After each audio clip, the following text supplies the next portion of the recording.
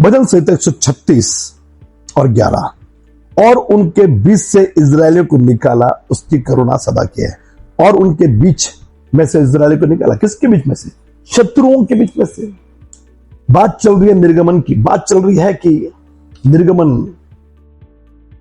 के 12 अध्याय जिनमें शत्रुओं ने हाहाकार मचाया हुआ था, जिनमें शत्रुओं ने इजरायलियों को गुलाम बनाकर रखा था, छोड़ नहीं रहे थे, उनको पकड़ कर रखा था 430 साल से। और मेरे भाई मेरी बहन, लिखा है कि और उनके बीच से शत्रु को निकाला।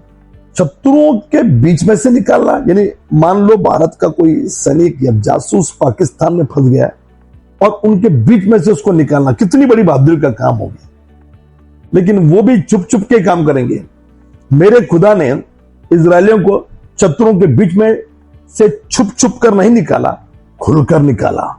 नील नदी का पानी लाल हो गया, टिड्डियों की फौज आई, सबके हाथों में वो फोड़े आने शुरू हो गए, मेंढक आए, खुलकर खुदा सामने आया, खुलकर खुदा ने सामर्थ्य दिखाया और उनके बीच से, शत्रुओं के बीच से उसने अपने लोगों को निकाला। आज मैं आपको उत्तेजन देना चाह रहा हूं कि खुदा का यह पावरफुल वचन आपके पास आ रहा है कि वो खुलकर आएगा, खुलकर सबके सामने उसका सामर्थ्य दिखाएगा, उसका पवित्र आत्मा उंडेलेगा।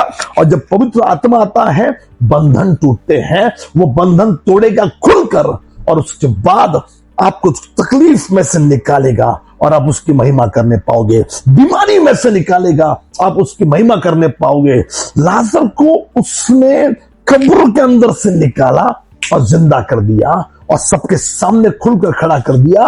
और बाद में यीशु उसके साथ 12वां यूहन्ना 12 पढ़िएगा, भोजन करने के लिए बैठे। I want to encourage you, my God will not hide himself, but my God will reveal himself. मेरा खुदा रिवील करेगा, अपने आप को सबके सामने प्रकट करेगा। और आज टाइम आ रहा है कि खुदा आपको यह वचन दे रहा है कि वो आपको शत्रुओं के, समस्याओं के बीच में से निकालेगा और आपको उसकी करुणा सदा की इस बात को रियलाइज करवाएगा, उसकी दया सदा की इस बात का एहसास दिलाएगा। प्रभु आपको आशीष दे।